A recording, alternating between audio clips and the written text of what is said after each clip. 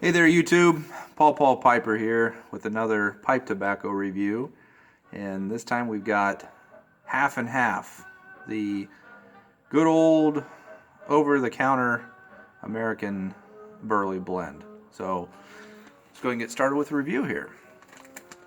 As you can see, the tobacco now comes in a pouch and got an adhesive strip on the back.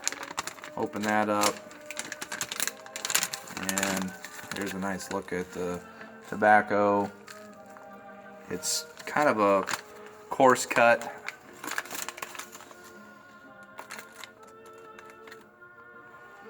And as far as aroma coming out of the pouch, it's got a good aroma. I enjoy it. There is a topping on this. It's not a more plain Burley blend like you would get with some of the other pipe tobaccos in its category, like Sir Walter Raleigh, or to a lesser extent Prince Albert or Carter Hall. It's got a little bit more of a topping, a little bit more of a flavor and a scent that comes through. So it is a kind of an aromatic. It's a Burley, just it's a over-the-counter traditional American blend. It actually comes back, the half and half is half Burley, half bright Virginia, and this was pretty much the same blend that was used in Lucky Strike tobacco, cigarettes, back in the day. So they were both made by the same company at that time, and then they kind of split off. But dates back pre-war times. I'm not exactly certain. The teens, the 20s, somewhere around there. So let's go ahead and get her lit up here. Today I'm smoking, let's see, who is this? This is a Whitehall Jumbo. It's kind of got some rustic type carvings, and then a smooth briar on the furthest outsets of the exterior of the pipe. It's a very large bowl pipe. Again, another estate pipe that I picked up at an antique store. So let's go ahead and light this up.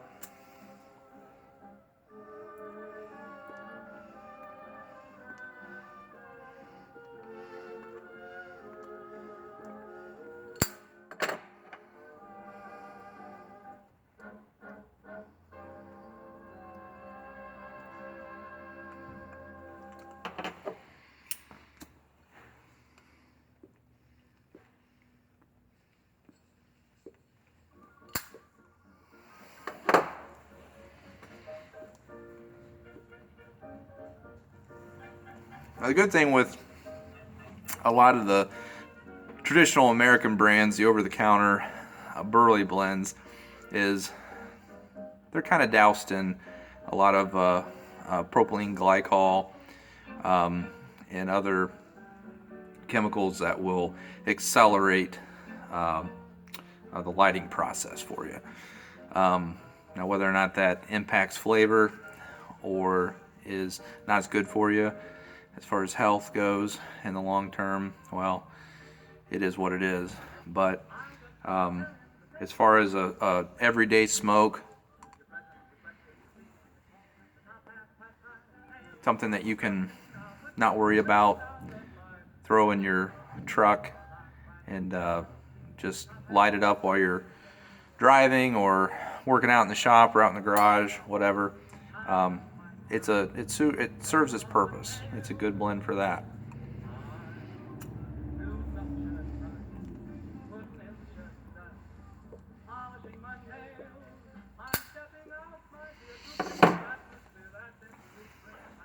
So as far as where I think this places in the plethora of over-the-counter American blends, half and half's pretty good.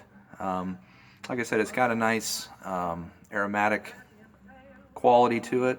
Some people think it has that propylene glycol, PG flavor, chemical flavor in your mouth. But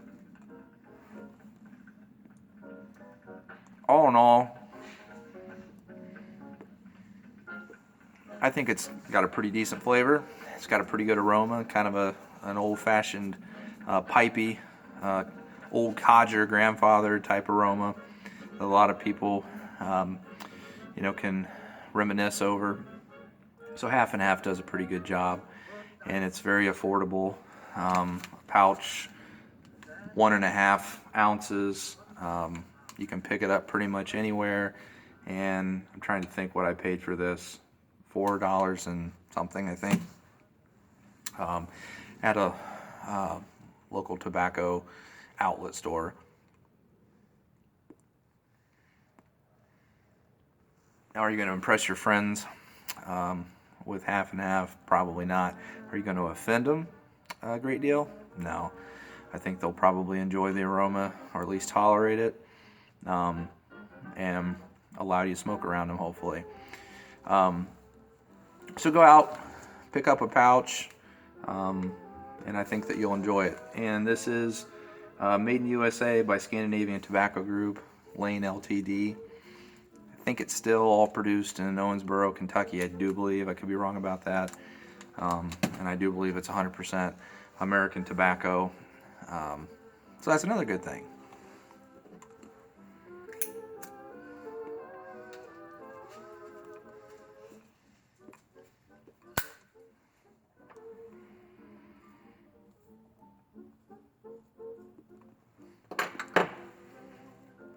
Now, what are we going to talk about today? Well, this year marks the 20th anniversary of James Cameron's iconic movie, Titanic. And it'll mark, in April, will be 105 years since the Titanic sank in the North Atlantic. And it was Valentine's Day yesterday, so my wife and I watched Titanic probably for however many times we've seen it. We've seen it quite a few. And for a kind of a romantic, historical, drama, I think it's a really good movie. The special effects are fantastic on it. And it is kind of interesting if you research the history of the Titanic, the people on board, the people that survived, the people that perished. Some of the stories that are out there are pretty compelling, and I can't help but wonder what would happen if we had a similar tragedy. Not to say that there's not a lot going on in the world right now, because there certainly is, and there's substantially more people dying in certain parts of the world than the 1,500 or so that perished in the North Atlantic. But it does kind of beg the question, what would happen? You have 2,200 odd passengers on an ocean liner or something today, and let's assume that they're in the same situation where they can't be rescued. They know that they're going to perish. They're going to sink into 33-degree Fahrenheit water and die of hypothermia in a matter of, however many minutes. How would the people of today react to that? So that generation was a Victorian generation. There was a much different culture back then, and you have stories of the band playing until the ship went down. They were out on the deck playing, nice classical music until their last breath, almost, until that ship descended into the frigid waters. They stood there together and played. And other stories of the architect Andrews, helping load women and children and elderly folks into the lifeboats that were insufficient in number to carry all the passengers. And his last known whereabouts was, after he helped a ton of people, they filled up the boats, he just stood in the smoking lounge and waited for his end. You had others, you had Guggenheim, who dressed in his very best top hat and tails and had some brandy or some other type of alcoholic beverage and cigar, and sat there in the grand lobby and waited until the end for him. And these are titans of industry. These are the wealthiest people in the world, a lot of them.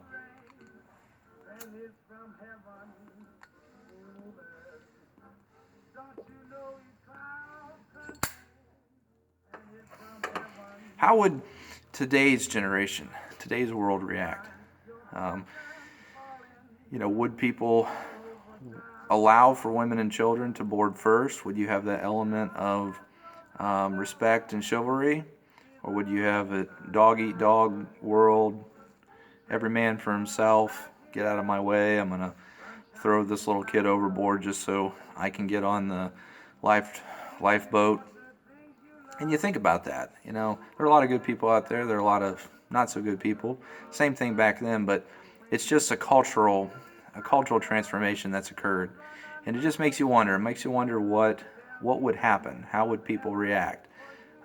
Would the captain, Captain Smith, who went to the bridge, at the last moments and waited for his demise. And how many captains today, or leaders,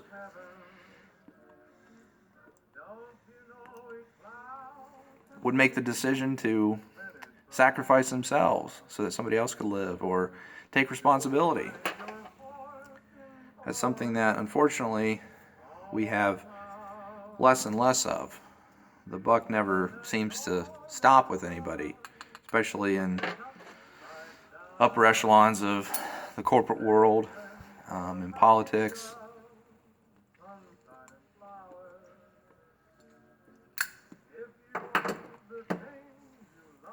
People can make whatever mistake, do whatever, and there's no accountability. Nothing ever happens. The people don't hold them accountable. Society doesn't hold them accountable. So you had a different cultural situation, societal situation in the press. You had the chief of the White Star Lines, or the director, I believe, J. Bruce Ismay, who took a lot of flack historically because after he helped load up some of the life rafts or lifeboats, there wasn't anybody around, and he jumped in, and he survived. And as soon as he got back to New York, William Randolph Hearst and all his newspapers pretty much went on the attack against Ismay as being a coward, should have gone down. He was the highest ranking official to survive the sinking. And that was the kind of cultural condemnation that occurred back then. And would that be the case today? I don't really think that it would. I think it would be quite chaotic. I think people would probably kill each other. They'd probably take deck chairs and bash each over the head, stab each other, whatever, save me. And, it would be very interesting to see just how that happened. I'm not saying everybody would be that way. I'm sure there would be, civility left amongst some people, but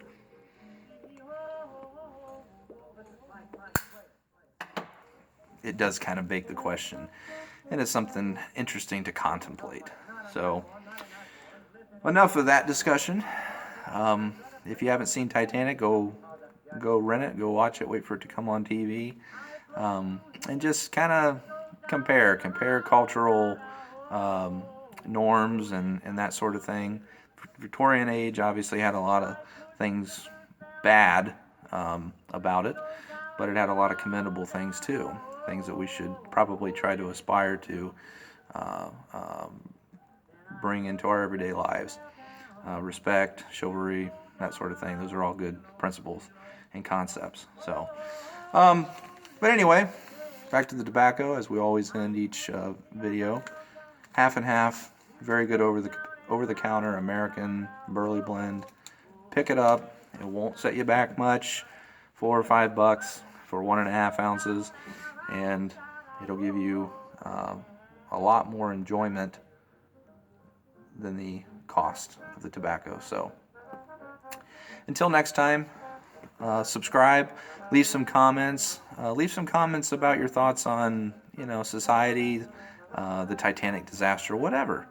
We'll try to spurn some discussion, and I look forward to the next video.